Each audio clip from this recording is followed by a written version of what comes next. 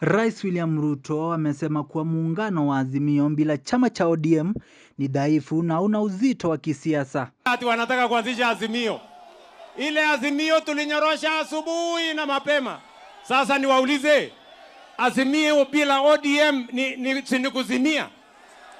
Azimio bila ODM si kuzimia? Hata hivyo, kauli hiyo imekuja kati viongozi wa ODM kiongozwa na katibu mkuu Edwin Sifuna, naibu kinara Godfrey Ososi, mbunge wa Embakasi East Babu Owino na gavana wa Siaya James Orengo, wakisisitiza hawataruhusu chama hicho kubuni muungano na chama cha UDA kuunga mkono azma ya Rais William Ruto ya kurejea Ikulu katika uchaguzi mkuu ujao. Sasa tunasema ya kwamba chama cha ODM haiwezi kuingia kwa UDA.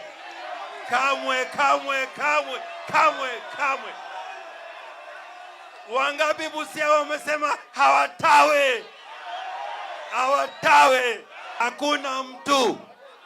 Hakuna mtu atatulazimisha kuingia serikali ambayo hatukubaliane nayo.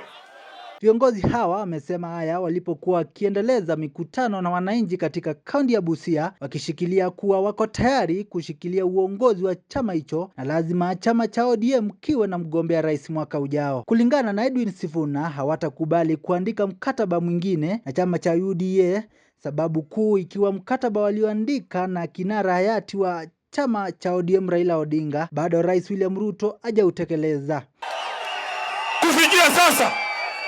Kufikia sasa hakuna kitu ambayo wamefanya kwa hiyo mkataba, na wengine wanatuambia tuandike mkataba ingine na UDA.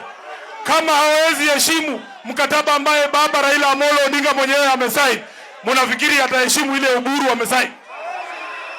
Hivyo maswali yakibakia kuwa kama Rais Ruto ataheshimu mkataba watakaoandikisha na kinara wa ODM wa sasa Oburu Odinga.